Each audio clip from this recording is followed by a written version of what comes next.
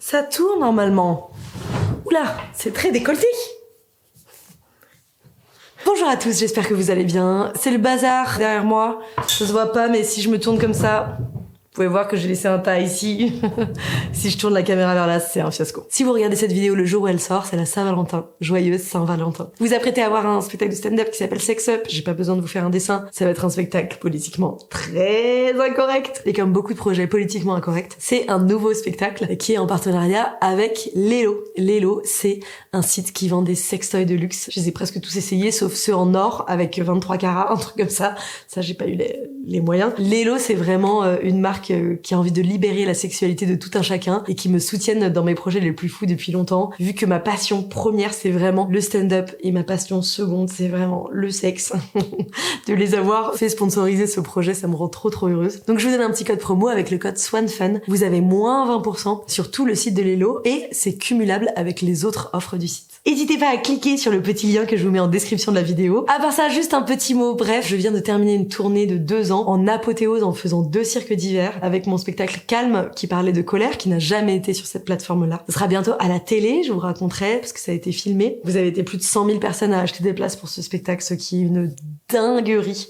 Vraiment, pour un premier spectacle, je pouvais pas espérer mieux. Donc si vous l'avez raté, je le jouerai plus jamais. Donc voilà, vous l'avez raté en live pour toujours. Désolée, c'est comme ça. La prochaine fois, j'espère que vous serez plus réactifs. A priori, je reviendrai sur scène en 2028. Mais je vous avoue que j'ai été très fatiguée par toute cette création, d'être sur les routes tout le temps, d'écrire 15 000 spectacles en même temps et tout. Donc là, je vais un petit peu reculer pour pouvoir dormir, respirer, bien manger, m'occuper de mon potager, car là, je suis à Paris, mais j'essaye de développer un potager dans le sud de la France. Et donc, je vous souhaite une belle vie pendant ces prochaines années où je serai un peu moins présente. Et n'hésitez pas à vous abonner à cette page. Il va y avoir encore des contenus que j'ai pas eu le temps de sortir qui vont sortir. Vous pouvez vous abonner à la page Instagram. C'est là aussi où je raconte plus de choses. Mon Instagram, c'est Swan Périssé. Et n'hésitez pas surtout à partager donc cette dernière vidéo que je vous mets à disposition gratuitement. Parce que forcément, les algorithmes, vu que ça parle de sexe, ils vont un peu bouder. Donc n'hésitez pas à commenter, à m'envoyer de l'amour si vous avez aimé ma présence sur les réseaux ces 2 dernières années, à m'envoyer de la haine si vous n'avez pas aimé ma présence sur les réseaux ces dernières années, mais je la lirai pas, mais si ça vous fait plaisir, allez-y. Et voilà, je vous souhaite un très bon spectacle et une très belle vie. À plus tard.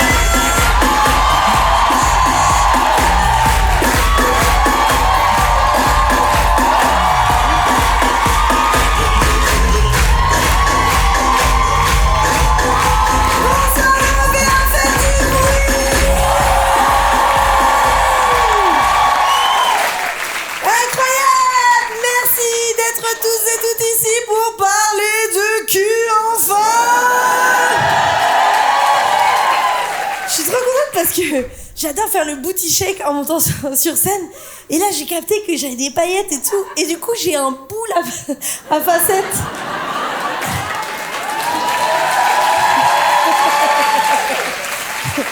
C'est ma première vanne de ce soir. C'est ma première vanne. Merci à tous et à toutes d'être là. Trop contente qu'on se retrouve pour un spectacle inédit. Pour celles et ceux qui me connaissent pas, je fais ça plusieurs fois par an. Et d'habitude, c'est un peu plus politique. C'est un peu plus dense. Et là, j'en avais marre. J'avais envie de parler de cul. Voilà, j'avais envie de parler de baisse de façon engagée, car le sexe est politique, mais surtout rigolo. Voilà, c'est rigolo. Ça va être particulier pour moi de parler de cul et de plein de détails de cul, car je suis en couple depuis 8 mois. On n'applaudit pas ça parce que... Non, on n'applaudit pas ça parce que... En fait, on s'en fout d'être en couple ou pas en couple. Mais par contre, on peut applaudir le fait que je suis très heureuse. Voilà, dans ce couple. C'est vraiment trop bien. C'est génial. Je suis trop contente. Donc, je suis en couple depuis 8 mois. C'est vraiment une relation comme on n'aurait jamais soupçonné Swan Périssé d'en avoir. une relation exclusive, hétérosexuelle. Sorry baby. Et vraiment, c'est trop chouette et tout. On sait jamais comment ça va se passer avec un couple. Pour l'instant, ça se passe bien.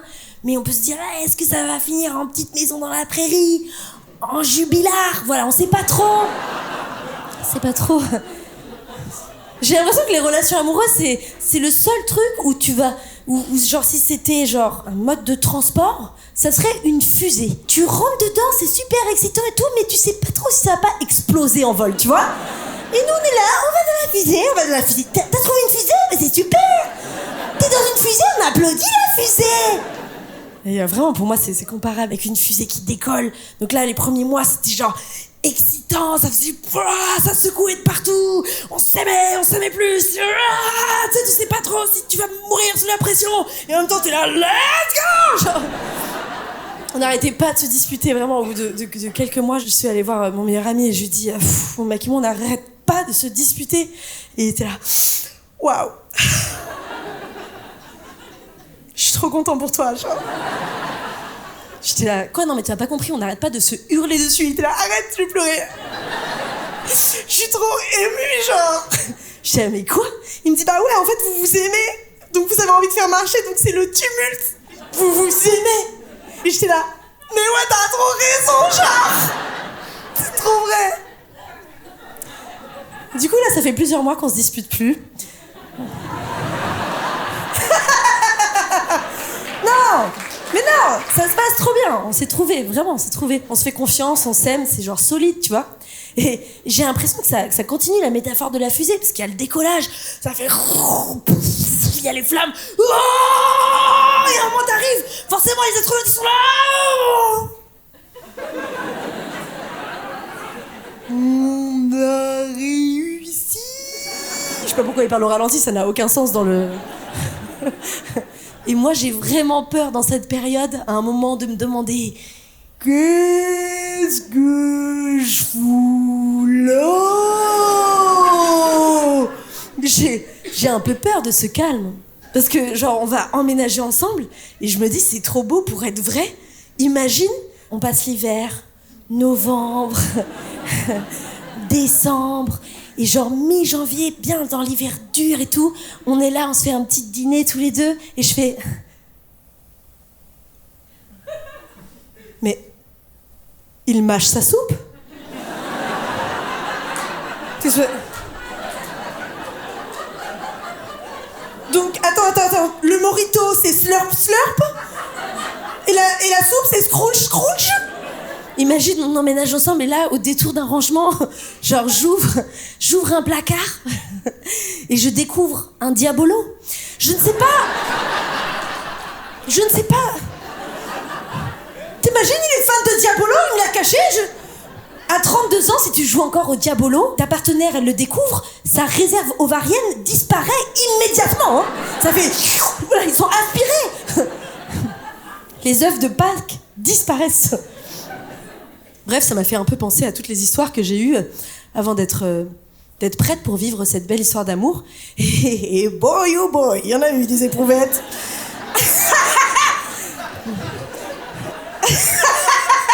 Et j'en ai brisé plus d'une, croyez-moi. Donc je me suis dit, voilà, il faut faire un spectacle où je réunis un peu toutes ces histoires pour faire honneur à ma réputation.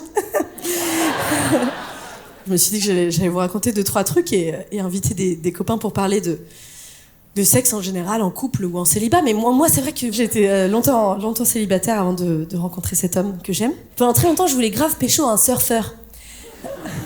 Qui habitait dans les Landes, il habite toujours dans les Landes d'ailleurs, et donc je me rendais souvent dans les Landes et je restais quelques semaines pour être dispo. Yeah, ça va. Et donc je lui demandais presque tous les soirs, tu vois, quand j'étais là-bas en mode détente, ça te dit... Apparemment quelqu'un qui a vécu ça aussi. Ça te dit d'aller boire un verre ce soir et tout. Et il me répondait toujours, ça dépendra de la houle.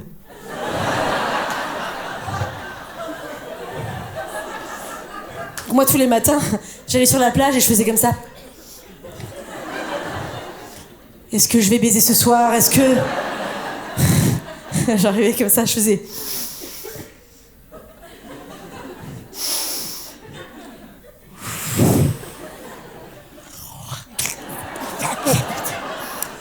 Ça sent pas bon pour mon cul, ça sent pas bon pour mon cul. Et donc j'ai appris que si tu veux coucher avec un surfeur, il faut le faire à marée haute. Parce que c'est le seul moment où il peut pas surfer, voilà. De façon générale, on fantasme un peu sur les sportifs, mais c'est chiant de sortir avec un sportif, vraiment. Parce qu'ils sont obsédés par leur sport, et après ils s'endorment à 21h. Vraiment, c'est très... On voit celles et ceux qui se sont dit les sportifs, c'est leur sport, et après, je dors. Vraiment, c'est... Moi, je suis sortie avec un skieur professionnel, et à partir de 20h30, il y avait plus personne pour planter le bâton. Tu vois, plus personne. Et après, il s'étonnait pourquoi je restais sur le tire-fesse pendant des heures comme ça. Lâche la perche, lâche-le, non. Lâche la perche, non. Au moins, elle ne m'abandonne pas. C'est gros dodo, quoi. Ou alors, c'est le contraire. Il y a la marée haute, ils peuvent pas faire de sport, et du coup, ils ont 8 heures d'énergie comme ça à dépenser. C'est la marée haute, et qui c'est qui fait la vague pendant 8 heures? C'est Baby, voilà, non. C'est le mauvais plan. Donc commencez à regarder comme ça les gens un peu fainéants qui prennent l'ascenseur pour un étage autour de vous. Ça promet du fun, voilà, c'est sexy, de la bonne baise. Je recommande. Après, les autres, c'est pas parce qu'ils sont pas sportifs qu'ils sont super. Je me souviens, l'un des derniers mecs avec qui j'ai couché avant de me mettre en relation, on a une relation sexuelle tout à fait convenable. Et donc c'est le milieu de la nuit, je m'apprête à rentrer chez moi. Et donc il ramasse mes vêtements et il me propose de me rhabiller. Bah, je me dis c'est un peu bizarre, mais en même temps je me dis mais c'est vrai ça, on rigole et tout. Je dis c'est vrai ça, c'est bien. Pourquoi on se déshabille mutuellement dans le sexe, mais on se rhabille pas? Tu vois, je me dis bah, ça peut être tendre, ça peut être attentionné. Et donc il a commencé à me rhabiller, j'ai compris tout de suite pourquoi on fait pas ça dans le sexe. Il commence à me réenfiler ma petite culotte, et là j'ai une image parentale. J'étais là, arrête. J'ai eu l'impression que c'était ma mère, ce qui m'a genre dégoûtée et un peu excitée parce que c'est une très belle femme, mais foutu pour foutu, je l'ai appelée Christine et je lui ai demandé si elle était fière de moi.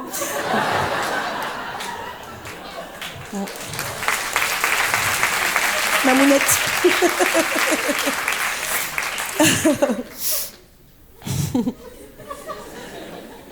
Notre sponsor ce soir, c'est Lelo. C'est vraiment des gens qui font des choses exceptionnelles pour la sexualité des uns et des autres. Je pense que ça fait genre 6 ans qu'on travaille ensemble. Et donc c'est une marque de sextoy de luxe qui nous ont permis de faire ce spectacle et de faire ce beau décor. Est-ce qu'on peut faire un maximum de bruit pour Fuchsia qui a designé ce magnifique décor, s'il vous plaît? Regardez comment c'est beau, genre. C'est beau, c'est beau, c'est beau.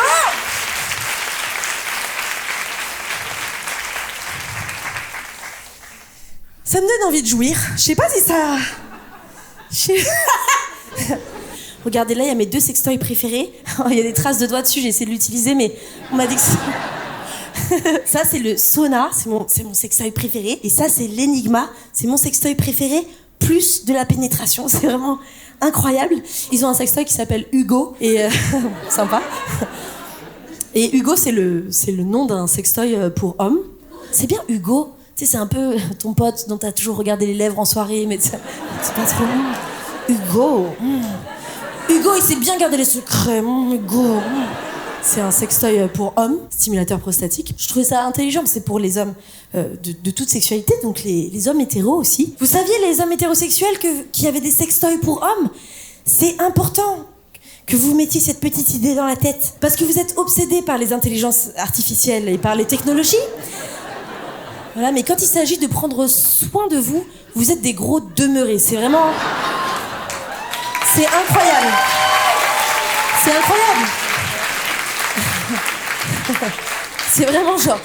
Nous, on a des sextoys, on dirait des Porsche, genre ça brille. C'est genre avec des couleurs et tout. Et vous êtes là à écrire des tutos sur Reddit. Comment mettre des nouilles dans un gant de toilette? Ou réchauffer une pastèque et faire un trou dedans? C'est... Les hommes qui rigolent trop. Il y a une adolescence très solitaire, on le sent. En même temps, historiquement, les noms de sextoys pour hommes, c'est terrible. Les vaginettes, vous... J'ai cru que j'allais vomir. Tu connais pas la vaginette? C'est un vagin de poche, une vaginette. Tu m'étonnes que tu préférais mettre des éponges dans une boîte de Pringles. Enfin, tu vois, il y a un truc. Moi, à aucun moment, j'aurais acheté un sextoy qui s'appelait Kikounette. Genre, vraiment. C'est terrifiant, c'est pédocriminel. Kikounette, vaginette. Qui fait une petite vagin, c'est une vaginette. T'as ta vaginette, montre, je te montre ma Kikounette. Oh. C'est terrible. Là, les lots, ils ont fabriqué des sextoys pour hommes incroyables. Il y en a un qui est vraiment hyper technologique. Tu peux le brancher à une appli, il y a plein de modes, tu peux le connecter, etc. Et il s'appelle, FS1 TM V3. C'est le nom du sextoy, c'est aussi le code Wi-Fi de l'européen. Voilà, si vous avez besoin de... Mais au moins, il y a de la matière, tu vois. Bon, mesdames et messieurs, et les personnes entre les mesdames et les messieurs, vous faites bien ce que vous voulez. Est-ce que vous êtes prêts et prêtes à accueillir la deuxième humoriste de la soirée? J'ai rien entendu. Est-ce que vous avez envie de l'accueillir comme il se doit? Oh là là. Elle est brillante, intelligente, extrêmement drôle, bien sûr. J'ai vu son spectacle, qui est maintenant sur toutes les plateformes, qu'elle ne joue plus parce qu'elle en a écrit un autre. Ici, sur cette scène, à l'Européen, et depuis, j'y ai repensé, parce que c'est absolument brillant, son travail. Et elle nous fait l'honneur d'être là ce soir, même si elle est enceinte de ouf. Mesdames et messieurs, un maximum de bruit pour Tani, s'il vous plaît.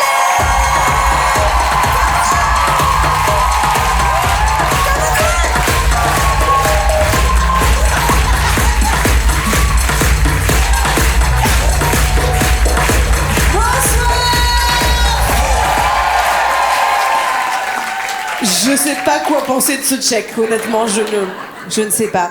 Bonsoir, moi c'est Tani, je suis très contente d'être avec vous. Oui, je suis enceinte, voilà. Et non, je ne peux plus voir ma propre chatte, voilà. Donc du coup, pour tout ce qui est sextoy, c'est compliqué, il me faut des caméras de recul, enfin bref. Voilà, pensez à ça, Lilo, s'il vous plaît. Je suis enceinte, donc aussi pour des questions de respect, je vais vous demander de rire à toutes les blagues. Puisque nous sommes 2 sur scène, pour le prix d'une, donc voilà. Non, je suis trop contente. C'est la première fois que je suis enceinte. Alors il y a des personnes certainement qui se disent eh ben dis donc, elle a bien baisé. Eh ben non, je suis lesbienne, donc voilà, c'est ça la chemise à carreaux et la coupe mulet. Eh oui. Coucou les lesbiennes.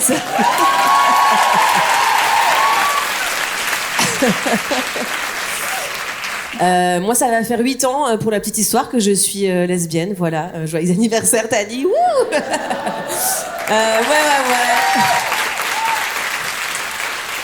Avant, j'étais perdue. On a fait la rentrée, la CE2 de lesbienne, voilà. Non, avant, j'étais perdue. Je crois que la première fois que j'ai couché avec une meuf, j'ai compris ce que c'était le sexe, en fait. Avant, je faisais du théâtre. Tu vois, c'est comme si toute ma vie, on m'avait dit la musique, c'est Vianney, et paf, je découvre Beyoncé.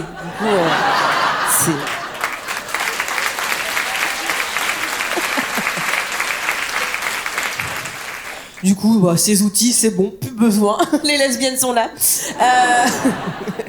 Ça va faire 6 ans que je suis avec ma copine qui est métisse comme moi. Alors ça, je remarque que les gens sont pas encore habitués au couple de femmes noires métisses. Vraiment, la dernière fois, on était dans le métro avec ma copine. Il y a une dame qui s'est assise en face de nous. J'ai vraiment vu dans sa tête tout le cheminement de pensée. C'est en mode ah les sœurs,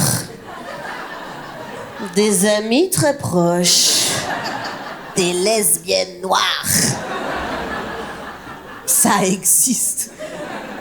Tu sais, en plus, lesbienne, noire, 2 mots encore un peu tabou. Il y a des gens qui sont gênés de dire le mot lesbienne encore aujourd'hui. J'ai même la mère d'une copine qui a fait mais lesbienne, c'est pas très beau. Vous auriez pu choisir un mot plus joli. Vous auriez pu vous appeler les papillons. Genre quoi?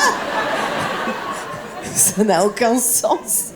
Donc j'explique pour ceux et celles qui savent pas, lesbienne ça vient de Lesbos, qui est une île au large de la Grèce, où vivait notamment la poétesse Sappho, qui vivait avec une communauté de femmes là-bas, et donc c'est de là que vient le mot lesbienne, de l'île de Lesbos. Et à chaque fois ça me fait rire parce que je me dis si l'île s'était appelée Éole, eh ben on aurait été des éoliennes. Voilà. J'adore. Et c'est mon jeu de mots préféré. Et après, des fois, quand je vais dans un délire, je me dis, t'imagines si dans un autre monde, genre les éoliennes, ça s'appelait appeler des lesbiennes, tu vois, genre, on mettrait des lesbiennes dans les champs. Et ce serait une source d'énergie renouvelable qui pourrait sauver la planète. On serait là, alors, les lesbiennes, c'est vraiment le futur en matière d'énergie. Oui. Ce serait incroyable.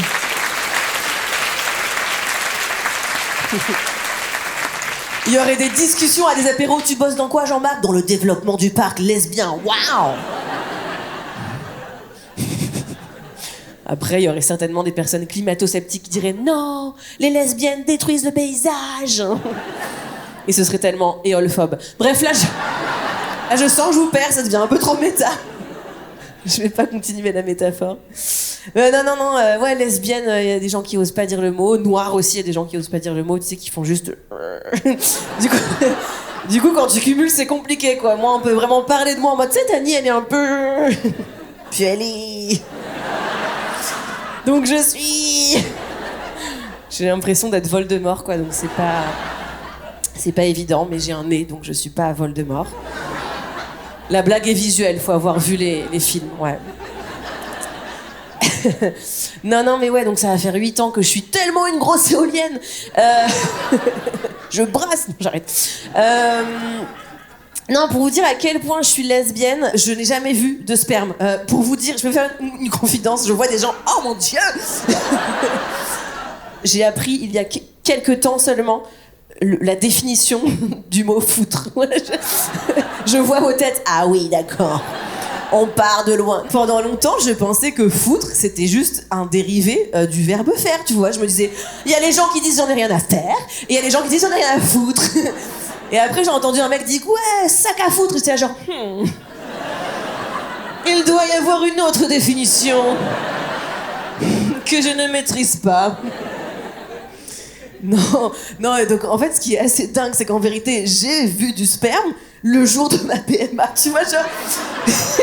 En fait, c'est ouf, genre pour vous, le sperme, j'imagine. Si je te dis sperme, tu penses à quoi? Ah, elle a un sourire! Elle est genre. Ouais, pour vous, c'est du cul, pour moi, c'est médical. Je vous jure, c'est dingue, quoi. On a eu une discussion en loge, Louis m'a dit pour moi, le sperme, c'est un repas, Tani. Tout le là.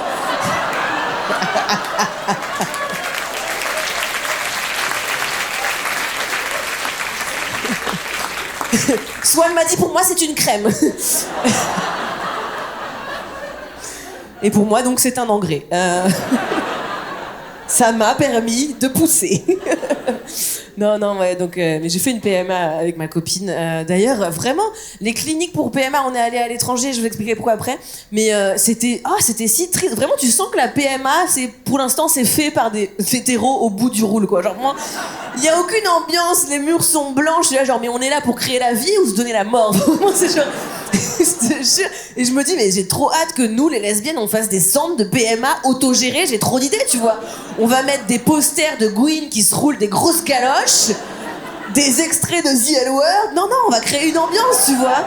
Tu vois, on mettrait de musique, on t'inséminerait sur tu voudrais qu'elle soit ta reine ce soir. Tu vois, j'ai plein d'idées, tu vois. On t'apporte la pipette de sperme et coucou, elle est là. Voilà, j'ai des idées. Voilà, c'est ça que je voulais vous dire. J'ai des idées. Mais non, on est allé à l'étranger parce qu'en France c'est légal, mais c'est vrai qu'il y a encore beaucoup d'attentes parce qu'il y a un manque de donneurs. Voilà. D'ailleurs, sachez qu'il y a presque plus de donneuses d'ovocytes que de donneurs de sperme, alors que messieurs c'est quand même plus facile. Voilà. Mon geste est flou. Je suis lesbienne.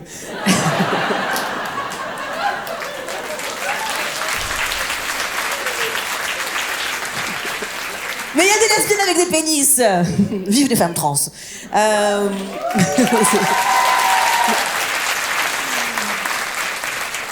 Non, c'est compliqué, il y a beaucoup d'attentes. Du coup, moi, vraiment, premier degré, il y a 2 ans, je fais des sketchs en mode « Il y a du sperme dans la salle ce soir !» C'était une autre ambiance, quoi. Mais... Et non, et j'en parlais beaucoup de ce problème de manque de donneurs et tout, en interview, dans mes stories. Et... Je fais des interviews parfois. Et non, et figurez-vous qu'il y a un mec qui m'a écrit un jour sur Instagram pour me dire qu'en plus lui il était métis, il se posait la question depuis longtemps de donner, il n'était pas au courant de ce problème de manque de donneurs et tout. Et grâce à moi, je l'ai motivé et tout, et il s'est inscrit dans un centre, Secos. C'est le vrai nom des centres en France d'ailleurs, sachez-le, Secos, ouais. Tu m'étonnes qu'il y ait un problème de réserve. Changez de nom peut-être. Et donc, il a donné son sperme. Donc, quand même, techniquement, j'ai fait jouir un mec pour des raisons politiques. Je suis là du lesbianisme. Vraiment, c'est... Merci.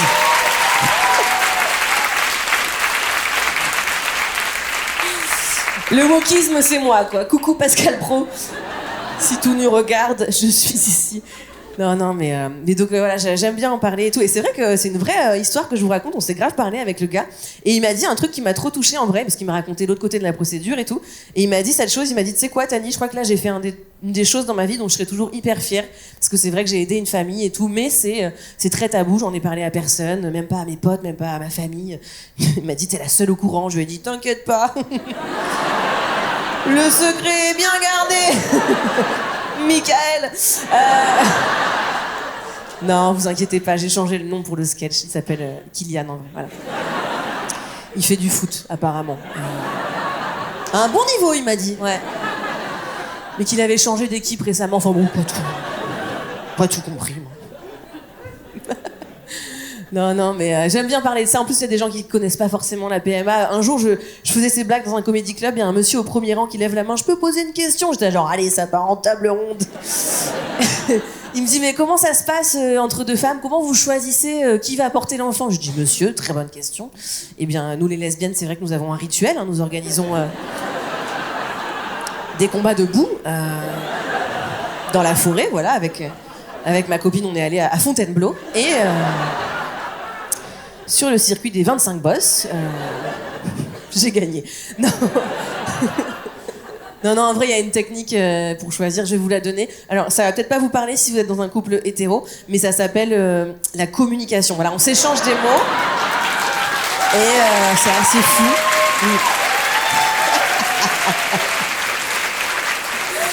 Là, il y a toujours des meufs en couple qui se tournent vers leur mec. Tu as compris la blague? Et demain, on parlera de charge mentale.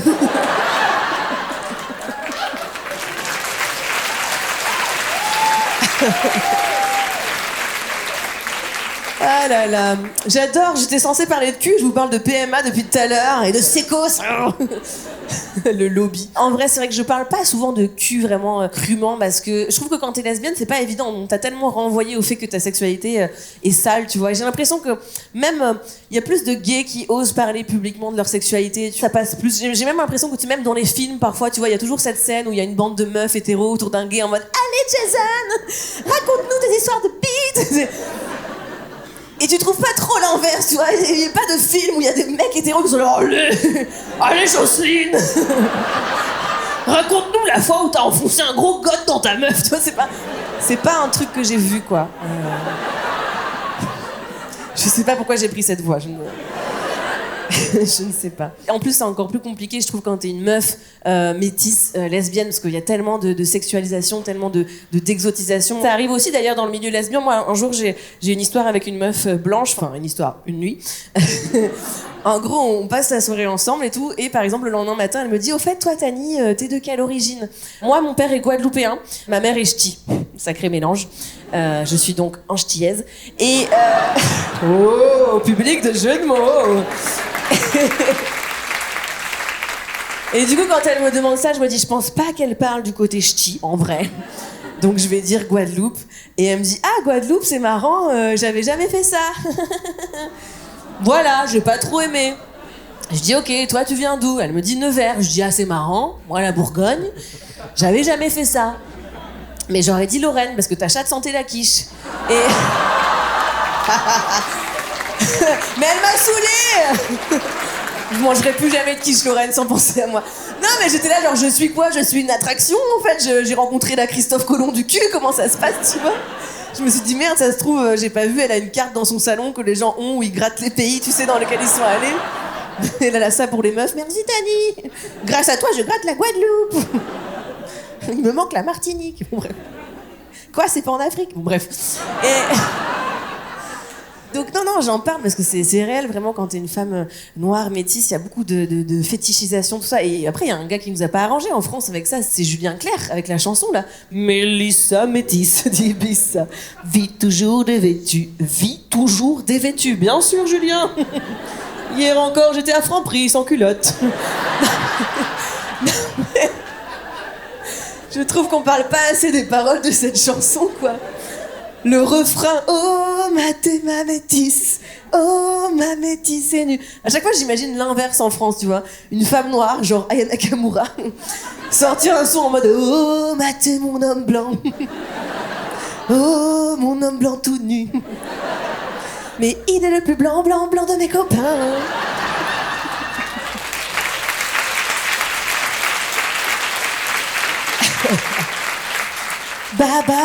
Babtou.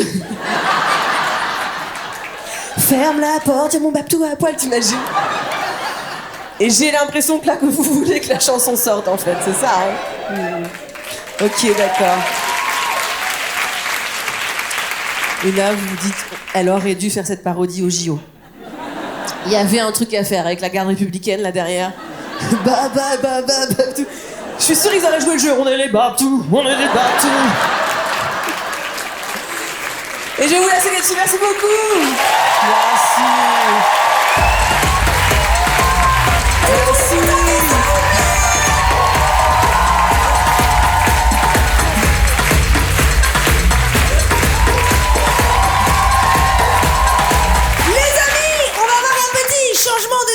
On va amener 2 fauteuils sur scène. C'est un changement de décor, ok, pour stand-up. Et en attendant, je vais vous faire gagner des sextoys. Ça vous dit? Alright. Je vais commencer par un masturbateur pour hommes qui s'appelle seulement le F2S. Ils ont fait plus bref celui-là. C'est un masturbateur très agréable pour un pénis court, apparemment. C'est parce qu'il y a mon mec dans la salle, je vais le flatter. Non mais en vrai, il paraît que c'est hyper agréable, ça fait par contre un bruit. C'est là, tu fais un moment sexy. C'est là, ouais, ça fait... C'est quand même un mood. Pas avoir de coloc, quoi. T'as lancé une machine? Oui, c'est ça. Il est super. Et en plus, sachez que si vous êtes une personne en possession d'un pénis, j'ai envie de dire d'un pénis, pour vous séduire, ça va, monsieur? Il y a vraiment des gens qui me regardent comme ça. C'est elle qui fait des blagues sur l'actualité politique, Elle dit pénis souvent, quand même, elle dit pénis. Donc c'est connecté avec une super application, etc. Et vous pouvez avoir des programmes d'entraînement pour tenir plus longtemps. Achetez le sextoy! Achetez le sextoy, même si vous le gagnez pas, s'il vous plaît. Ok. La personne qui gagnera le sextoy sera la personne qui répond bien à ce que je vais vous raconter maintenant. Et parmi les gens qui disent la bonne réponse, je vais choisir aléatoirement au faciès quelqu'un qui gagnera le sextoy. Ça vous dit?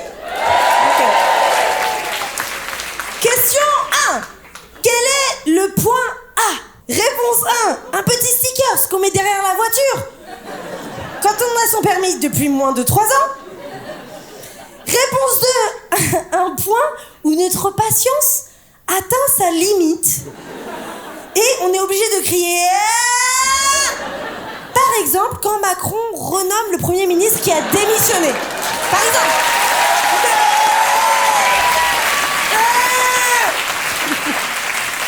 Réponse 3. Le point A, c'est un point chez les personnes qui sont nées avec une vulve qui est positionnée sur la paroi vaginale antérieure.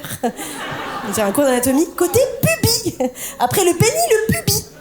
Caché au fond du vagin, en profondeur, il se situe entre le col de l'utérus et la vessie. Il faut passer le point G, putain, c'est vraiment des indications, pour espérer le rencontrer, et il est stimulé par l'énigma de Lélo. Quelle est la bonne réponse? Je choisis cette personne-là, qui garde la main levée, c'est beaucoup plus pratique. Tu pourras stimuler le pénis de ton partenaire, ou de toi d'ailleurs, t'as peut-être un pénis, ça me regarde pas. Ok, maintenant, on va faire gagner un sauna pink. C'est mon sextoy préféré. C'est incroyable, c'est un stimulateur clitoridien. Si vous l'utilisez, vous aurez la chance de devenir Swan Périssé pendant quelques minutes. En toute modestie, bien sûr. Ok, question 2. Vous êtes prêts et prêtes? Oui. Ok.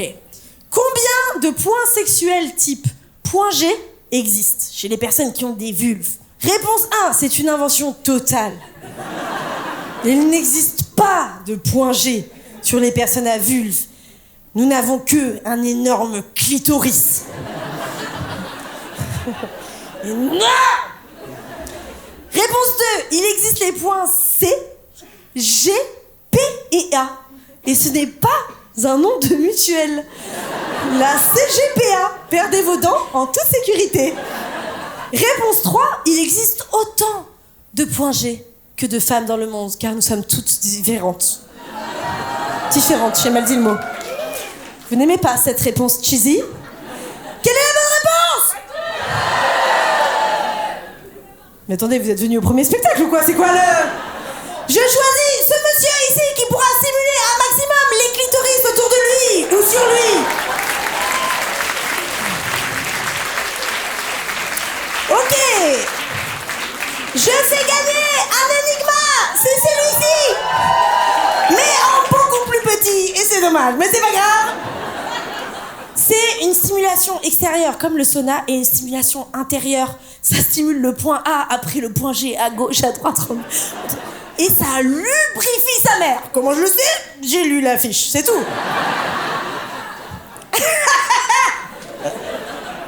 Allez. Ne pense pas à ta famille dans la salle, Swan. Enchaîne. Comment, quand on possède un pénis, organise... Je suis désolée, j'ai 70 ans tout à coup. Comment obtenir un orgasme prostatique? Réponse 1. Déconstruire sa masculinité. Réponse 1. Réponse 1. Réponse 2. Il faut avoir à disposition, prêt à nous servir, un énorme pénis. Réponse 3. Il faut de l'entraînement, de la patience et du lâcher-prise. J'offre... Ah bah d'accord, elle se lève, allez, c'est pour elle. Elle le voulait, elle voulait la lubrification extrême.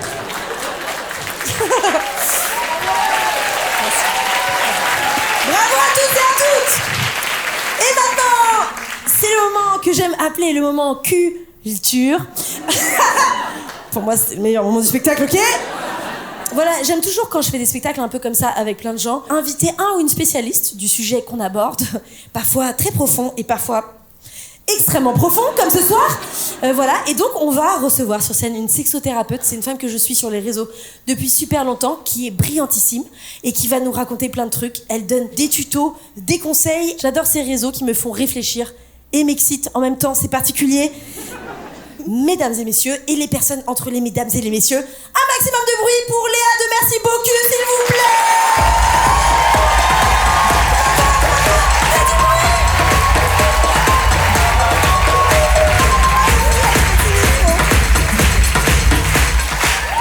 Du bruit pour elle, s'il vous plaît. Incroyable. Mieux qu'un orgasme, ces applaudissements-là. T'as dit quoi, mieux qu'un orgasme? Mieux qu'un orgasme. D'accord, Oh on my God. revient pour tous les spectacles. Léa, on a besoin de toi. Dans la vie, on a besoin de toi. Merci pour tout ce que tu fais sur les réseaux. Je n'ai pas le temps de m'étaler, mais je t'aime tant. Depuis juin, donc peut-être que vous le savez ou vous l'avez découvert à vos dépens, comme un soir à 1h du matin quand vous étiez très fatigué, il y a des sites pornographiques qui ont fermé. J'ai découvert ça comme ça. La législation française, elle a instauré l'obligation d'être majeur pour aller voir des sites porno. Et il y a plein de sites porno comme Pornhub, YouPorn et RedTube. Je savais même pas que ça existait, mais j'ai lu ça. Qui ont décidé de plus être accessibles en France parce qu'ils voulaient pas accepter cette nouvelle législation. Et du coup, est-ce que c'est une façon pour nous de pouvoir aller voir de nouveaux contenus, de retravailler nos imaginaires et d'en profiter pour aller voir ailleurs? Ça n'a rien à voir avec voir ailleurs, mais est-ce que tu as des conseils à nous donner? Oui, bien sûr, j'ai plein de conseils à vous donner. Il existe plein de formes d'érotisme et de pornographie, et en effet, je pense que c'est le bon moment de retourner à ça. Déjà, il y a notre imagination. Je sais pas si ça c'est... Voilà. Il y a des écolos dans la salle, Ouais, c'est non, bon, tu peux dire ça. Non mais c'est très un bien. peu, ouais, c'est surfait l'imagination, mais en vrai je vous jure c'est hyper stylé et je trouve ça cool de revenir à un truc centré sur soi en fait. Notre imagination, il n'y a pas de limite donc c'est hyper chouette. Il y a plein de choses qui existent en dehors du porno mainstream. Il y a déjà le porno éthique et féministe. Génial, merci. On adore. C'est du porno en général créé par des femmes ou des minorités de genre et du coup il y a vraiment des pratiques qui sont éthiques dedans, les actrices, performeurs, tout le monde est payé à sa juste valeur, on aime bien ça aussi. Et du coup, Il existe plein de références. Je peux citer éventuellement sûr. des Vas-y, à exemples. fond, à Prenez fond. des notes, c'est Là, maintenant. on a vraiment besoin de conseils en fait. Hein. D'ailleurs, tu remarqueras qu'il y a un grand silence, une grande écoute, une grande, On parlait une pas grande gros. attention. Ok, donc il existe par exemple Erika Lust, je sais pas si vous la connaissez, c'est une référence dans le porno féministe. C'est une réalisatrice. C'est une réalisatrice, c'est ça. Et du coup, il y a vraiment un catalogue qui est hyper large, donc ça c'est trop bien. Elle a un site. Et Elle elle est a trop un spécifique. site. Elle a Ça un coûte site. combien? Elle a tout vraiment. Il y a les vidéos, il y a tout ce que tu veux. Il y a Four Chambers qui est un site de porno hyper artistique. Alors parfois c'est presque trop artistique, c'est-à-dire que je suis là comme ça, je suis là. De l'art contemporain. C'est beau, ouais voilà, c'est beau, mais c'est pas forcément excitant. Mais c'est cool aussi, je trouve, d'avoir des représentations comme ça, tu vois, différents types de sexualité. Il y a même une vidéo, il y a de la baffe d'escargot, je ne sais pas. Waouh, ça, les écolos sont C'est à stylé. fond, là, Je vous jure, c'est stylé, c'est hyper beau, c'est beau. Si vous aimez que ce soit beau, allez-y. Il y a Anushka Movies, il existe La Branlée, enfin bref, il y a plein de La références. La Branlée. J'adore. Ces personnes queer qui font ça, c'est super, donc vraiment, allez soutenir. Donc il existe plein de choses pour vous branler la nouille et autres, mais vraiment de manière en plus éthique et plus responsable que le porno mainstream. Donc en vrai, je pense que c'est aussi de notre responsabilité de changer la manière dont on consomme le porno et dont on le réalise, tu vois. Par contre, c'est vrai que par rapport au porno mainstream, faut payer. Je pense que ça, c'est une réalité, c'est une habitude qu'il faut prendre, tu vois, c'est de payer pour son porno. Et je pense qu'en faisant ça, on participe en fait à une culture porno un peu plus éthique et safe, quoi. Parce que les gens ne le savent pas forcément, mais dans ces plateformes gratuites qui existaient en France auparavant, donc Pornhub, YouTube, j'allais dire. YouTube Ces plateformes-là, les vidéos, on savait pas d'où elles venaient, on savait pas si les gens avaient été rémunérés, si elles avaient été prises à l'insu des personnes et tout. Ouais, complètement. Mais il y a eu, je sais pas si vous vous rappelez, il y a eu vraiment un moment, il y a genre, je ne sais pas, genre des centaines de milliers de vidéos qui ont été effacées. Et clairement, toutes ces vidéos, c'est parce qu'il n'y avait pas de consentement, il y avait du non-consentement, des agressions dedans. Donc... Et du coup, quand on va sur les sites féministes, éthiques et féministes, on sait a priori que tout le monde a... Il y a une coordinatrice d'intimité, c'est consenti, enfin bref, c'est super. Il existe sinon d'autres formats que le visuel. Je pense qu'on s'est trop habitué, on s'est vachement habitué aux vidéos. Il existe le porno audio. Si jamais vous, le visuel, c'est un peu trop. Et ça, il y a des références qui sont hyper chouettes. Tu parlais de Fantasy, par exemple. Il y a Fantasy. Il y a Vox en France, il y a d'autres choses. Ça peut être des histoires ou des bruits, genre. C'est des histoires, c'est des bruits. Il y a soit des gens vraiment qui font l'amour et on les entend, ou si vous aimez vraiment le côté do it yourself, fait à la maison. Et il y a des trucs un peu plus joués, tu vois. Genre, bonsoir. Non, c'est pas comme ça. Vas-y, je t'en prie, j'attends, regarde le décor, je suis excitée de toute façon depuis tout à l'heure, donc En tout cas, il y a plein de choses qui existent. Moi, j'ai sorti du porno audio aussi. J'adore. Aussi J'ai adoré. productrice de porno audio. Ouais, Incroyable. alors sachez que je déteste écouter du sexe, donc c'était génial d'enregistrer là. J'étais là genre, continue. Attends, c'est-à-dire, excuse-moi, c'est toi qui réalisais? Je réalisais, donc du coup je Donc en dirigeais fait, les... une réalisatrice de podcasts de sexe, c'est des gens qui font du sexe et tu mets le micro... Non, c'est... Alors pardon. j'avoue... Ça aurait été bien. Parce que vu que t'as fait genre, je croyais que c'était... Non mais juste les bruits. Vas-y. Juste les bruits, tu Action. vois. C'est ça. Pardon, excuse-moi. Les bruits des performeurs, tu vois, qui étaient là, t'es sexy, j'étais là, oh. Donc Mon toi, Dieu. tu dirigeais ça. Je dirigeais ça. Donc c'était des gens qui faisaient l'amour. Non, ils faisaient semblant de faire... J'avoue. C'est-à-dire, attends. Donc ils faisaient... Mais genre assis derrière. On a appris les techniques. ça qu'on fait l'amour. Genre, attends, et ça se passe... Donc c'est genre, ils lisent un script, il et elle lisent un script. Exactement, il y a un Ok. script qui est écrit, et puis après c'est vraiment de la simulation pour le coup, mais après avec la magie du montage. Attends, mais excuse-moi, donc ils sont là... Ils enregistrent, et toi tu fais... refaire, encore plus de... Ça, le délire. De ouf. Tu gémis hyper bien. Bon là par contre, simule un peu plus. Ouais, c'est génial, vraiment mon métier de rêve. J'adore. Donc, imaginez ça la prochaine fois que vous écoutez. Beaucoup moins sexy, du coup, Voilà. personne va aller écouter du... Écoute, il y a porno des audio. gens qui m'ont dit après c'était génial, j'ai joui. Moi, ça me va, j'ai fait jouir des gens à distance. J'adore. Je suis ravie. Où est-ce qu'on peut retrouver les pornos que tu as réalisés? Moi, les ils pornos sont audio. disponibles sur toutes les plateformes d'écoute. Ça s'appelle Nouvelle Notification. Et c'est en une saison, vous allez voir, c'est hyper chouette. Il y a du porno lesbien, il y a du porno hétéro, il y a everything. J'adore. Donc voilà. On peut faire du bruit pour ça, c'est incroyable. Merci beauté. Merci beauté. Je passe à une autre question, mais qui concerne ce qu'on vient d'évoquer. Dans l'imaginaire collectif, quand on dit genre porno féministe, c'est pas forcément un porno avec une meuf qui est là, je gagne plus que toi. On regarde bien mes poils sous les bras, ouais. Non, parce qu'on pourrait se dire, bah, le porno féministe, c'est pas forcément pour moi, des gens qui sont pas excités par ça. Est-ce que le porno féministe, c'est forcément un truc d'égalité des salaires, enfin, je sais pas. Tu veux savoir s'il y a des fessées, si on tire les cheveux, tout ça. quoi. Exactement Léa. Tu as lu dans mes yeux la perversité. Non, bien sûr, le porno féministe, c'est juste que les gens qui performent dedans sont bien payés et respectés. C'est juste la base en fait du truc. Mais ça c'est 30%. Et ça c'est bien, voilà. Payez votre porno s'il vous plaît. Non, écoute, il y a toutes les pratiques qui se font. Si tu veux parler spécifiquement, parce que la question, est-ce qu'on peut être féministe et aimer être dominé? Je sais pas si vous vous êtes déjà posé cette question, voilà. Je la reçois. Tu veux qu'on en parle? Pardon. Un peu personnel cette. Donc la réponse est oui, on peut. Donc quand tu parles par exemple de ces réalisatrices, c'est que c'est pas forcément des réalisatrices qui réalisent du porno. C'est pas que du vanille, c'est pas que du petit missionnaire, on est là même si j'adore le missionnaire. C'est pas juste non, on se regarde et on jouit, c'est vraiment, il y a toutes les pratiques qui existent. La différence avec le côté féministe, c'est que c'est consenti, c'est éclairé, c'est des gens qui savent pourquoi ils font ça, pourquoi ils ont choisi de faire ça.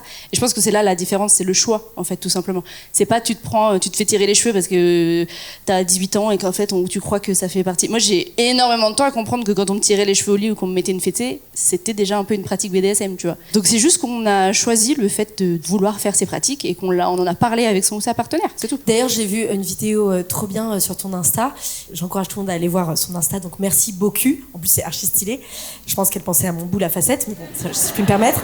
Tu disais, est-ce que c'est un mauvais coup ou est-ce que vous êtes juste pas compatibles? Et donc tu répondais, parce que tu réponds beaucoup aux gens qui t'envoient des questions, des photos, des suggestions. Des photos.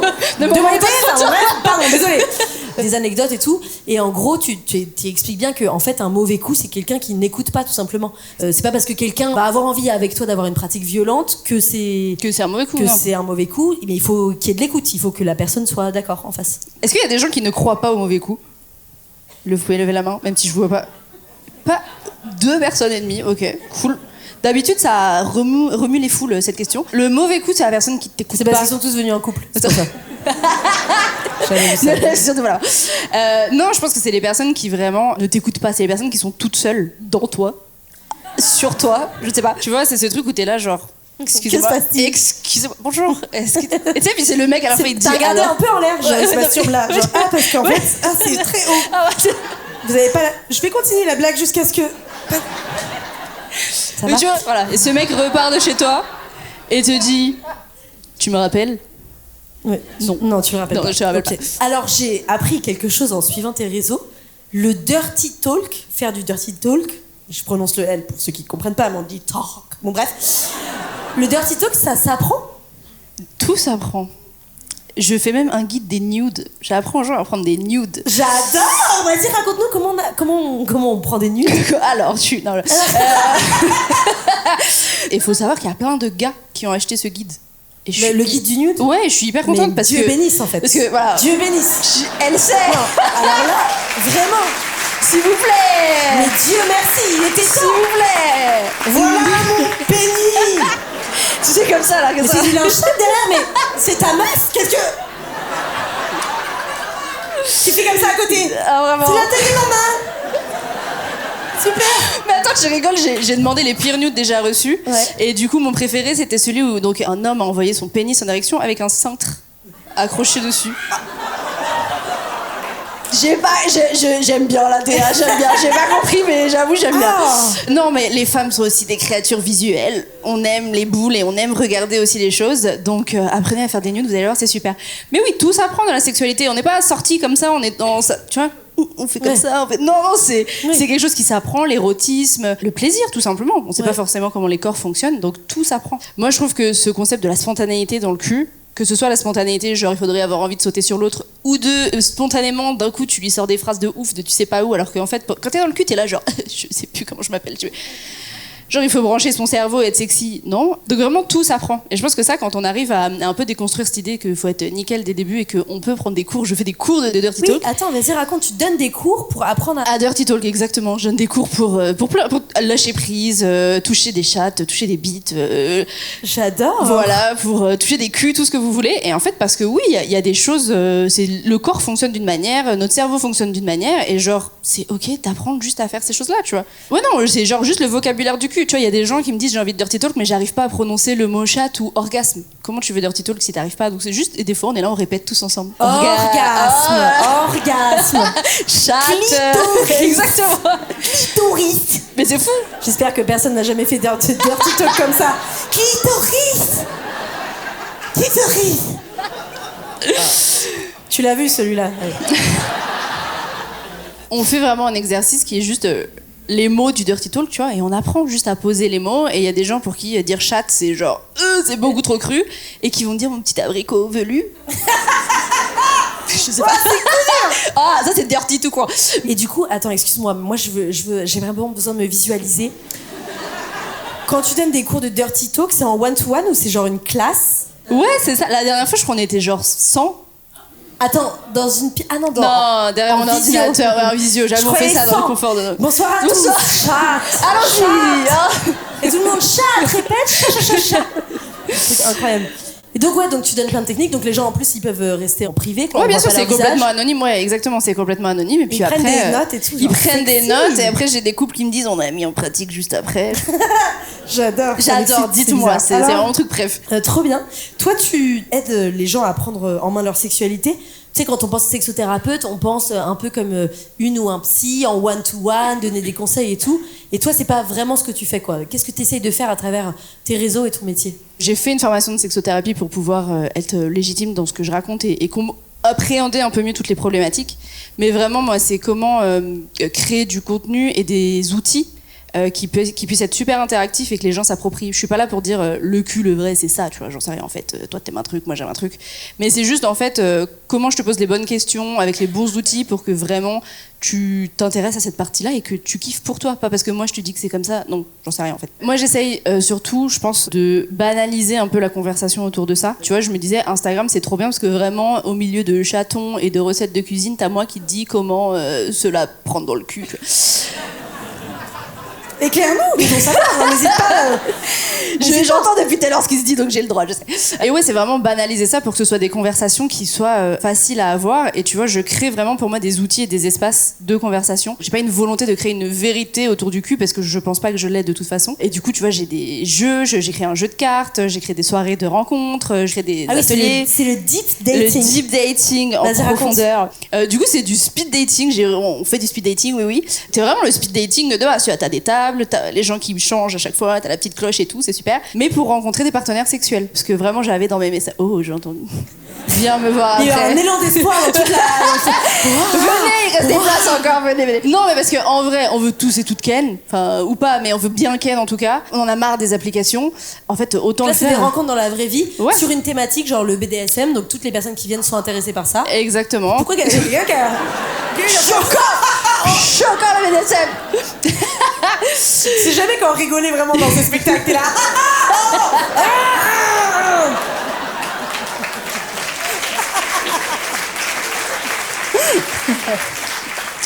Mais oui, on vient rencontrer des partenaires. Donc du coup, j'ai créé un jeu de cartes qui s'appelle Discutons, qui est vraiment c'est un jeu de cartes pour parler de cul tout simplement. Et c'est vraiment la première conversation, c'est alors toi l'anal, qu'est-ce que t'en penses quoi? Tu vois, c'est vraiment.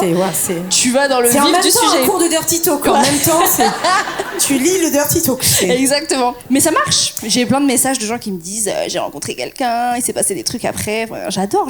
Ils se font des potes même des fois. Écoute, c'était tant mieux. Je suis pas contre, j'ai envie de dire. Coup dur, mais ok, d'accord. Tu m'as parlé d'un nouveau concept de livre de recettes. Non, mais en gros, quand on papotait pour préparer ce moment, tu me disais, moi, je regrette que les gens parlent pas plus de leurs fantasmes dans la sphère privée, mais aussi publique. Tu disais, les gens, ils sortent tout le temps des livres de recettes. Et pourquoi pas des livres de kink ou de genre de fantasmes? Comme ça peut ouvrir les imaginaires des gens. Et vas-y, est-ce que tu peux me parler d'à quel point tu essaies de créer une safe place où on peut plus parler de sexualité? Ouais, clairement. Je pense que c'est dans ces espaces-là, mais tu vois, comme les espaces comme aujourd'hui, où en fait, on a accès à un discours, on a accès à un dialogue qui est normal, en fait. Je te parle de ma liste de cours, je te parle de cul, c'est la même chose. Je pense qu'on manque cruellement d'un truc, c'est de la créativité dans le cul. Je pense que le cul, vraiment, c'est de la créativité. Je pense qu'on manque, tu vois, avec le porno, on parlait de porno tout à l'heure. Je pense que ça a vraiment coupé notre accès à notre créativité érotique. Et on manque de ça parce que tout le monde est là comme ça chez soi, genre non, moi je fais rien du tout, je te jure. Et il faut des espaces et il faut des gens. La créativité, c'est quelque chose qui se nourrit des autres. Et du coup, ce serait trop bien vraiment moi j'imagine trop des soirées où tu viens sur scène, tu racontes tes fantasmes, mais après tu repars chez toi, t'as plein d'idées. Enfin, moi je sais que par exemple, pendant un moment, mes fantasmes c'était de faire ça au Louvre, avec la lune au-dessus, comme la lumière sur moi, avec un drap en satin, n'importe quoi. Et ça, je trouve ça hyper chouette quand je raconte ça à des personnes qui me disent ah mais en fait c'est pas que faire l'amour dans une voiture un fantasme, tu vois. Non, en fait il y a des fantasmes de ouf, il y a des fantasmes que tu peux pas réaliser parce que c'est what the fuck, il y a des enfin mais du coup aujourd'hui où est-ce qu'on peut se nourrir d'histoires comme ça? Donc il y a les sites dont tu as parlé, mais on peut pas aller voir je sais pas, notre meilleur pote avec qui on n'a jamais parlé de cul parce que c'est trop intimidant et lui dire tu sais pas quoi. Alors, le Louvre, si, on parlait de mon fantasme dans la forêt derrière les toilettes sèches avec de la base d'escargot, genre Comment est-ce qu'on peut justement faire en sorte que cette parole elle ait lieu En vrai, tu vois, là, c'est créer des événements comme ça, en fait. Déjà, c'est quelque chose qui personne ne parle, hein. Personne ne regarde son voisin, tout le monde est comme ça. Non, mais en allant à ce genre d'événement, je pense, en aidant à faire que ces choses existent. Et en te suivant sur les réseaux sociaux. Merci beaucoup. Regardez cette femme incroyable. Ah, waouh. Vas-y, pardon, je t'ai interrompu. Merci. Mais ce que tu dis, je pense que si, en fait, il faut être la personne qui va réussir à donner cet élan, à créer cet environnement, tu vois. Et soit, il y a des soirées, il y a des lieux qui existent pour faire ça, soit on est acteur, actrice de ce truc-là, et c'est comme ça que le monde sera meilleur, finalement. Donc, en fait, finalement, c'est peut-être une opportunité que ces sites qu'on a appris à aller voir depuis l'adolescence, etc., ferment, parce que c'est le moment de se poser une question et de changer sa sexualité, quoi. Exactement. J'adore. Tout simplement. J'adore. Toi et moi, on a quelque chose en commun. Donc j'ai une question pour toi. Pourquoi, quand on est une femme qui parle de sexualité sur les réseaux sociaux, sur les internets, comme dit ma sœur qui est là ce soir, on est insulté comme si on était Satan? C'est marrant que tu demandes ça. Le dernier message que j'ai reçu de N, c'était hier, parce que j'expliquais nymphomane d'où ça venait, que c'était un terme hyper sexiste, hyper misogyne, et il l'a mal pris. Explique-nous. Il l'a mal pris. Nymphomane, c'est un terme qui est hyper misogyne et qui a été inventé à une époque où les médecins masturbaient leurs patientes qu'ils jugeaient hystériques. Voilà, donc je vous laisse l'ambiance, sympa. Et du coup, c'était vraiment un diagnostic médical qui servait à réprimer la sexualité des femmes. En fait, si tu aimais un peu Ken, t'avais le malheur d'aimer Ken, t'as été nympho. Et aujourd'hui, c'est quelque chose qui est utilisé pour discréditer de ouf les femmes aujourd'hui et qui existe encore aujourd'hui. Et donc, du coup, je disais que c'est vraiment un terme qu'il faut oublier et comprendre qu'il y a des racines hyper misogynes et sexistes. Il n'a pas aimé cette information. Je ne sais pas pourquoi. Et du coup, il m'a envoyé un message privé pour me dire que de toute façon, bref, toutes les insultes du monde. Je pense qu'on bouscule pas mal de choses. Déjà, la figure de la femme, tu vois, on n'est pas des femmes pures, vierges, de quoi que ce soit. Oh, salaud! Attention. Ça va bien se passer. Donc, je pense qu'il y a quelque chose d'être une femme et d'exprimer publiquement que t'es désirante, que t'es sexuelle, que tu as une sexualité, que quoi que ce soit, ça te dérange profondément. Je connais, t'inquiète. Voilà. Et en plus, venir renverser quelque chose de très patriarcal et très ancré, genre, mon Dieu, tu vois, tu remets en question, en fait, la place de certaines personnes, j'allais dire, on sait de qui je parle, des hommes hétéros. Si vous aimez pas le spectacle ce soir, c'est que vous êtes sexiste. C'est sûr à 100%. Et j'ai l'impression que quand t'es une femme dans la société, c'est soit t'es pure, soit t'es une pute. Y a pas... C'est réarrivé le truc chelou. C'est validé, voilà. On m'avait dit un jour comme ça, de toute façon, toi, je te fais pas les trucs que je ferais à ma femme, à la mère de mes enfants. J'étais là, mais la pauvre. Ouais. Mais pourquoi tu lui ferais pas ça? C'est génial, je comprends pas. Genre, bref. Moi, on me dit que, attention, il y a des enfants qui vont tomber sur ton truc. Mais oui, c'est bien, super, je parle de plaisir, de consentement. Évidemment que je veux que ce soit là-dessus et pas sur justement tous les sites porno qui existent. Et c'est vrai qu'en fait, il n'y a pas tout ce spectre des vécus, des possibilités, des genres, des orientations. On est dans un monde très binaire à ce niveau-là. Et d'avoir des femmes qui s'expriment et qui, mon Dieu, ont des désirs, ont des pratiques sexuelles. C'est quelque chose qui vient un peu, bazarder en fait tout le patriarcat qui s'est insinué et les rôles genrés qui existent, tu vois. Ce truc, les Tana Land, après qu'on s'est réapproprié. C'est vrai qu'on est encore vachement dans cette dichotomie et que c'est dur de faire bouger les choses. Franchement, si vous êtes des gars, que vous consommez du contenu sur Instagram, des contenus créés par des femmes là-dessus, n'hésitez pas à aller interagir avec les hommes dans les commentaires, parce que les hommes n'écoutent que les hommes. Interagissez, franchement, dites-leur on est fatigué de leur répéter, et franchement, je pense que là, ça fera bouger les choses. Moi, ce qui m'a étonnée, c'est, tu vois, j'ai fait un contenu sur le plan A3, et ça, je me suis pris une vague, j'étais là. mais les gars, le plan A3, enfin je sais pas, genre j'ai l'impression que c'est un peu le truc, justement le fantasme de base, le plan A3. Je me suis fait défoncer, genre. Ça va bien se passer. 2 hommes? Par- Pardon. Bravo. Si ce n'était que ça. Est-ce que t'as un dernier message à donner? À part les hommes allaient insulter les hommes. C'était bien, ça, j'aime bien. Non, bah oui, on se retrouve sur Insta. Je fais plein de soirées, donc venez dater, venez trouver vos plans cul. Et puis juste, non, mais jouissez, j'ai envie de dire quoi. Trop Je bien. puis dire. Merci beaucoup. Du bruit pour la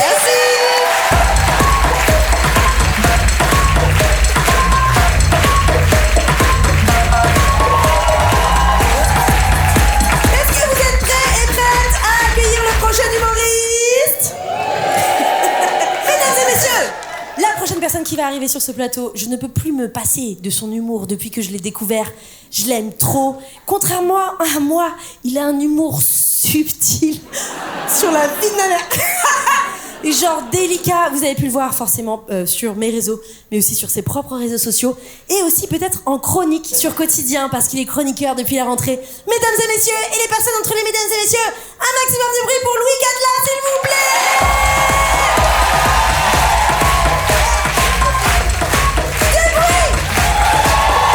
Encore de bruit pour soi, on peut l'applaudir. Ah, bonsoir tout le monde, bonsoir. Très content d'être là. Avant de commencer mon passage, il faut absolument que je prenne un petit peu la température de la salle, comme ça je sais. Donc par applaudissement, est-ce qu'il y a des femmes ce soir? Oui, messieurs. Par applaudissement, est-ce qu'il y a des hommes ce soir? Très bien, très bien. Bonsoir, bonsoir. Question piège, par applaudissement, est-ce qu'il y a des hommes hétérosexuels? Pas de galère. Vous, monsieur, vous êtes hétérosexuel? Oui. Comment vous vous appelez? Yann? Yann? Yann, n'hésitez pas à m'interrompre si elle est partie de mon passage que vous comprenez pas. Non, je dis ça parce qu'il y a 2 moments un peu techniques. Il y en a un sur les vêtements bien coupés.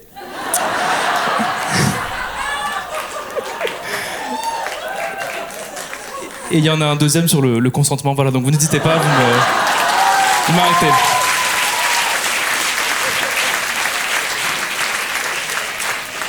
Alors, je suis très content d'être là. Quand Swan m'a proposé de participer, je me suis mis à ma table de travail. C'est super, ça va être l'occasion d'aller un peu écrire des blagues sur le sexe, de m'interroger moi-même, qu'est-ce que ce sujet m'inspire. Donc voilà, vous allez voir, c'est peut-être un petit peu décousu parce que j'ai eu plusieurs pensées différentes, mais en tout cas, ce sera sincère, je l'espère, au maximum.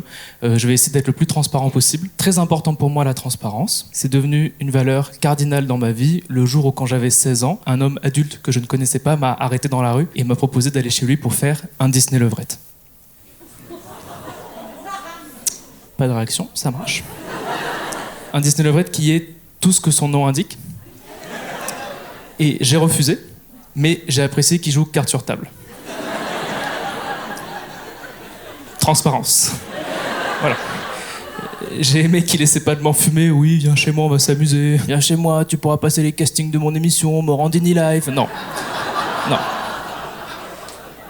J'ai refusé, mais au moins je sais ce que j'ai refusé. Donc je vais essayer d'être transparent et je me suis interrogé en écrivant ce passage de stand-up. Et une des premières choses qui m'est venue à l'esprit, en ce qui me concerne, c'est que dans l'intimité, souvent, un mot peut me braquer complètement.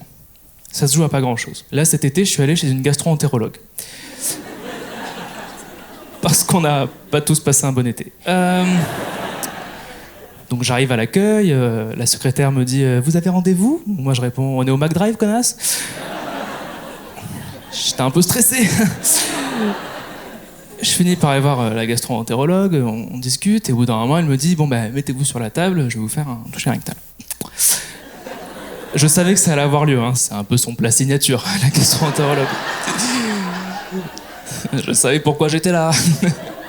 On va pas chez Pizza Pino pour manger des nems, bref. Parce que moi, je suis quelqu'un... gourmand. Je suis assez pudique, en fait. Et donc, juste un doigt, j'ai eu l'impression d'être une jument dans laquelle on rentre le bras pour tirer le veau, comme ça. Et le problème, et vous allez voir que les mots ont leur importance, c'est que pendant qu'elle est dedans, comme ça, à un moment, elle dit « Oh, c'est quoi ça ?»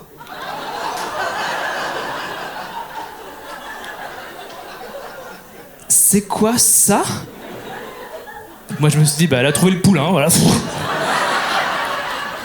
On peut pas lâcher des phrases complètement inconscientes comme ça. Mais qu'est-ce que c'est? Mais... Elle est folle, Meredith, ou quoi? Elle est dans mon cul, pas dans son tiroir à chaussettes.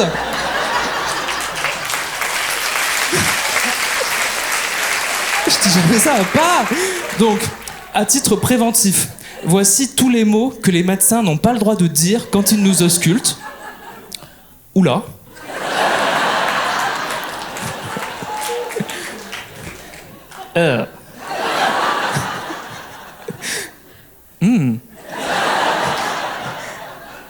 Et enfin, ah, marrant. Voilà, tout ça, interdit. Par pitié.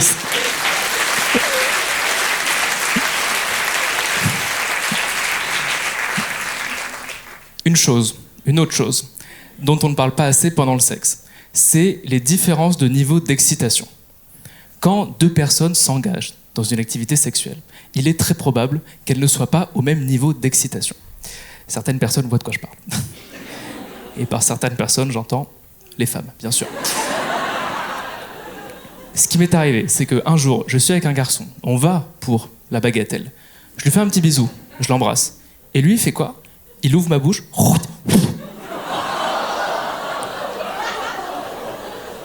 Il me glaire dans la gorge. Façon craché de Bigorneau au championnat de Plougastel. Et du coup, je réalise que moi, qui partais pour du sexe un peu mimi, j'ai face à moi une cave berlinoise. Voilà. Et la suite de ça, c'était infernal. Et tout était horrible. J'aimerais qu'il me fasse des petits bisous dans le cou, il me perfore la jugulaire. J'aimerais qu'il me mordille l'oreille, il met des grands coups de langue comme s'il décortiquait une crevette sans les mains.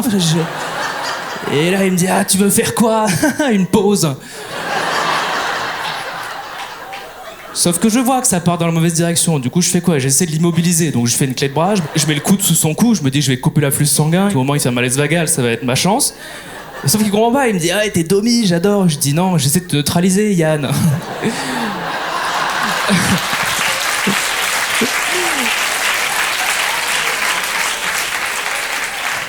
Du coup, j'ai dû avoir recours à un truc que je n'aime pas, c'est-à-dire la violence. Je lui ai giflé le paf. Voilà, je vous le dis. J'ai pris sa bite.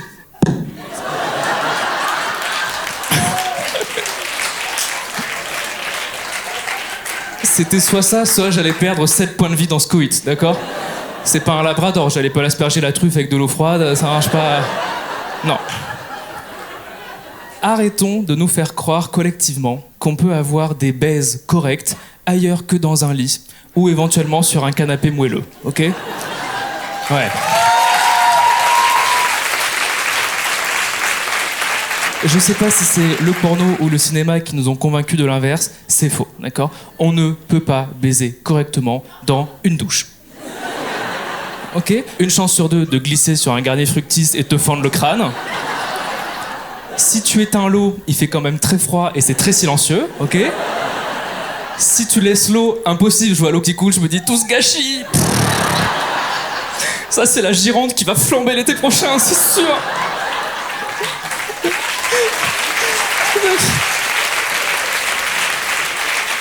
Ah non, je suis là, cette baise nulle, c'est une nappe phréatique qui meurt. Ah, je peux pas. Donc on ne peut pas, ok? La plage, on ne peut pas. Les cabines d'essayage, on ne peut pas. La cuisine, pour des raisons de danger évidents, on peut pas non plus. Donc je sais pas si je suis vieux jeu, mais je suis ouvert à la contradiction, hein. Si ce soir quelqu'un veut partager une baise dans un lieu insolite, je vous écoute, allez-y, c'est une safe place. Oui, quelqu'un dit quoi? Sur une balançoire? Avec un adulte?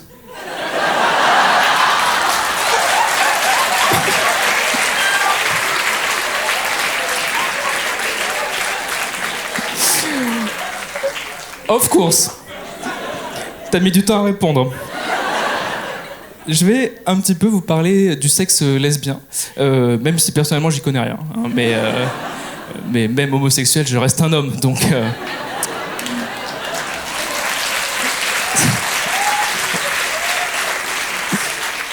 Ça ne me dérange pas de prendre la parole sur un sujet que je ne maîtrise pas. Pour parler des lesbiennes, il faut les fréquenter. Et pour les fréquenter, il faut les attirer à soi. Alors, moi j'utilise un aimant à lesbienne, donc c'est...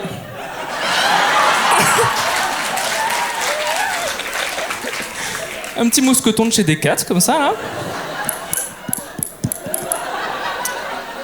Et en fait, ce que je fais, c'est que je me balade dans Pantin et je crie des mots-clés. Donc je fais Doc Martens, Kristen Stewart. Donc là, les lesbiennes arrivent. Et après, on peut discuter avec elles. Et moi, ce qui me fascine avec les lesbiennes, c'est qu'elles respirent l'épanouissement sexuel. Et je ne sais pas pourquoi. Parce que déjà, une vulve, je trouve ça mystérieux, mais alors deux, putain. Mystère et boule de Gwyn. Mais pourtant, c'est une évidence. Quand je vois une copine lesbienne parler à une copine hétéro, et que l'hétéro lui dit « Ouais, en ce moment, avec mon mec au lit, ça va pas trop », la lesbienne a toujours cette réaction, et elle fait « Ah ouais ?»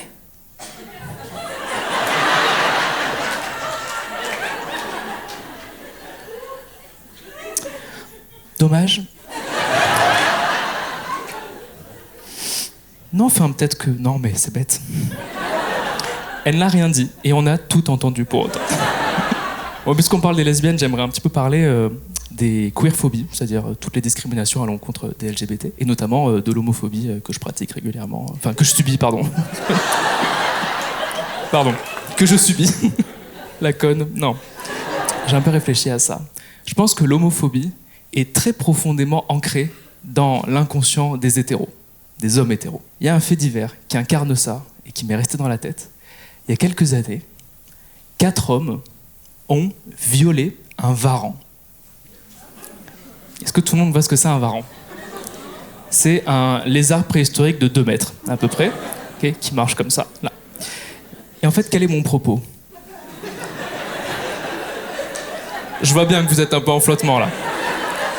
Quand vous êtes 4 hommes hétéros, que vous avez envie de baiser, la liste des solutions est très longue avant d'arriver dans un varan. C'est-à-dire que vous tirez à la courte paille, voilà, il y en a un qui perd, il ferme les yeux, il pense à la République, ok? Parce que moi, je suis très ouvert d'esprit, ok? Je peux entendre qu'un berger berbère dans les montagnes, avec ses chèvres. J'entends. Ou qu'un fermier du Larzac, avec ses poules, qui se dit, bah, si elle sort ça, on peut rentrer ça. J'entends. J'entends ce besoin d'affection. Mais un varan... Un varan... Un varan... Un varan, bon... Et je peux pas dire pourquoi, c'est forcément une histoire d'homme. Jamais dans l'histoire de l'humanité, t'as 4 nanas qui sont parties en safari. T'as l'une qui a sorti des jumelles et qui a dit « Eh donc Magali, tu vois la girafe là-bas ? Tu penses à ce que je pense ? Jamais. Jamais. Non. Et d'ailleurs, j'ai remarqué que l'histoire de l'oppression des homosexuels est assez corrélée à celle de l'oppression des femmes, même si nous on s'en est mieux sortis pendant la chasse aux sorcières, parce qu'on n'était pas condamnés au bûcher, on était condamnés à être empalés sur des pieux, donc évidemment, petit avantage. Cet homme a pratiqué l'homosexualité, empalez-le! Oh non! Allez. Ouais, puisque je parle des hommes hétéros, je suis lancé, je continue. J'ai fait de longues études anthropologiques en m'intéressant au processus de sociabilisation genrée en milieu urbain. Et je suis arrivé à la conclusion que tous les hommes sont des gros pédés. Alors, j'étaye mon propos, bien sûr, je ne veux pas... 3 choses ont nourri ma réflexion. Durant la scolarité des jeunes hommes, ils jouent au chabit, au jeu de l'olive, et ont la fâcheuse propension à dessiner des chibres sur toutes les surfaces disponibles, avec tous les outils à disposition. Alors je sais pas vous, mais j'ai passé ma scolarité entouré de détraqués du cul. C'est-à-dire que tu nous mettais 15 minutes dans un vestiaire, et ça se fouette le cul, et ça se frotte tout nu, et ça... C'était assez perturbant, et surtout dès que tu mentionnais l'homosexualité, ça se braquait. Ils se disaient, oh, dis pas que je suis pédé, sinon je te défonce. La violence. Je te défonce. Moi, j'ai passé ma scolarité à entendre ça. Des années de promesses non tenues. À l'âge adulte, ça existe toujours, hein. Croyez pas, on vous voit, les hommes adultes, hein. Les fans de foot, là. Putain, dès que le PSG marque un but, vous prenez dans les bras, c'est pas un câlin, c'est de la soudure, excusez-moi. Même le Kama Sutra n'a pas de terme pour décrire ce qui est à mi-chemin entre une prise de catch et un massage thaïlandais. Vous êtes là, ici, on est en Ligue 1, je te bouffe le cul, quoi. Et enfin, je vais vous quitter avec une dernière chose qui m'a traversé l'esprit, et qui d'ailleurs plutôt ne m'a pas traversé l'esprit. J'ai une grande imagination, mais je ne peux pas imaginer mes parents en train de faire l'amour. C'est impossible. Alors que pourtant, je sais qu'ils l'ont fait au moins une fois, puisque je suis leur fils, et que je sais que je suis leur fils parce qu'il a les yeux de mon père et toutes les peurs irrationnelles de ma mère, donc alors, il y a une filiation. Et c'est bizarre parce que individuellement, je peux très bien imaginer mes parents, oui, imaginer le sexe, oui, mais les deux ensemble, non. Alors que ma mère me rappelle chaque année l'anniversaire de ma conception. Elle m'envoie un message, elle me dit « Coucou mon chéri, pensée émue en ce jour où tu as été conçu il y a quelques années, près de Nîmes, devant une cheminée. » Et alors d'un côté, je suis ravi de savoir que à la fin des années 90, ma mère s'est pris une secousse au coin du feu dans un département d'arriéré, voilà, pas de souci. Non, pardon, on ne peut pas dire arriéré. Habitant du Gard. Mais d'un autre côté, je ne peux pas imaginer la scène. C'est impossible. Quand j'essaye, mon cerveau fait non, non, non. Pas envie de penser à ça. Continuez sans moi. Partez, partez. Moi, je vais m'asseoir juste là. Voilà, faire une petite pause. Non. Je vais me coucher même. Voilà. Et ne pas penser au pipou de papa, non. Non, non, non, non, non. On pense pas au pipou de mamou non plus. Non, non. On pense à rien. On est bien là.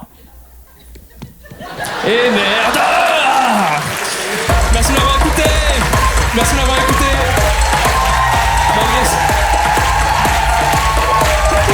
Malgré cette fin chaotique.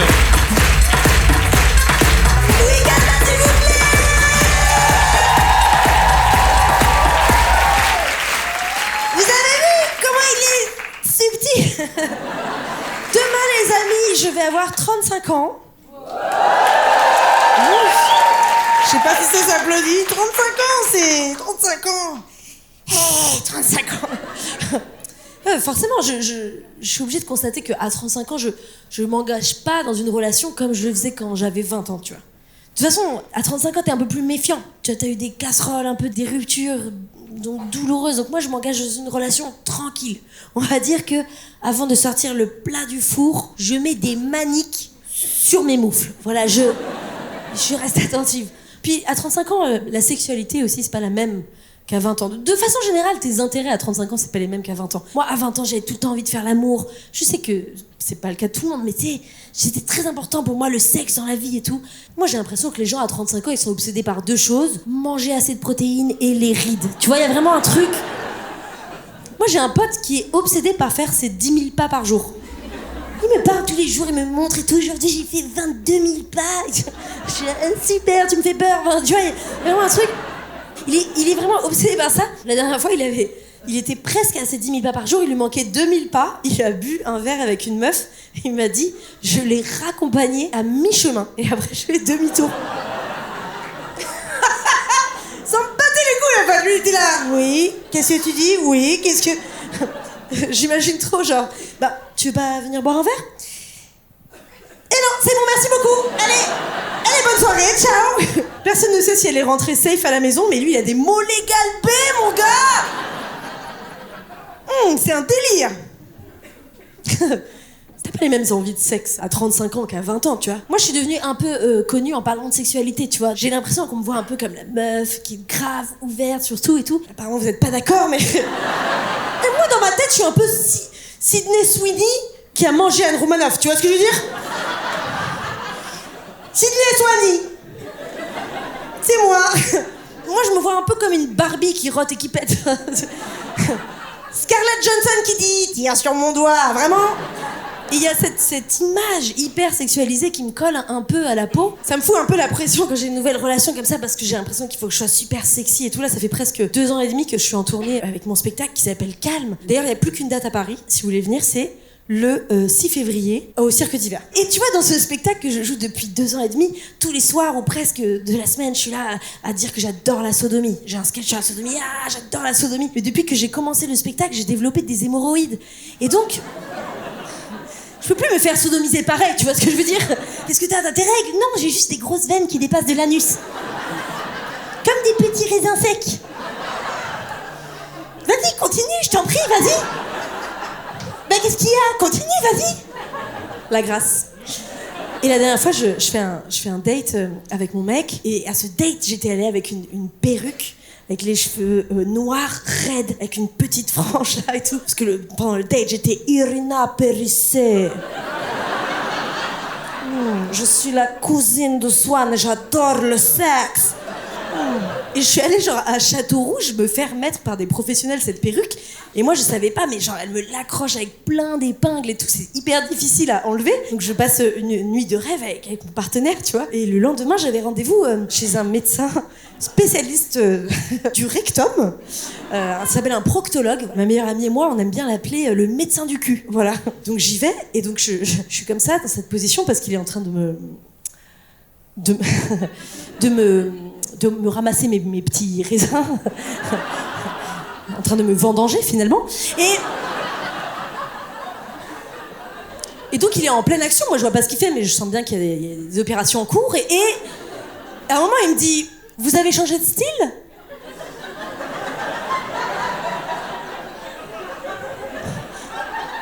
Et pendant une seconde je me demandais s'il parlait de mon anus ou... Parce que la nuit avait été un peu faux-folle. Je réalise que non, j'ai encore ma perruque. Alors je me retrouve en position chiantante en bas, à devoir lui expliquer non, mais en fait c'est pour un rôle, parce que. Et après je suis là, mais je vais pas lui raconter Irina Perissé. Irina, la cousine. Et donc je dis non, parce qu'en fait je suis comédienne. Tout ça sans pouvoir bouger la nuit, donc je dis là, parce qu'en fait je suis. Mon corps, il a changé aussi, hein. 35 ans, je sais pas le même corps. Hein. Il y a 5 ans encore, j'avais beaucoup de poils sur le sexe. Je me souviens, je suis allée voir une esthéticienne, elle m'a dit oh, vous avez une magnifique toison.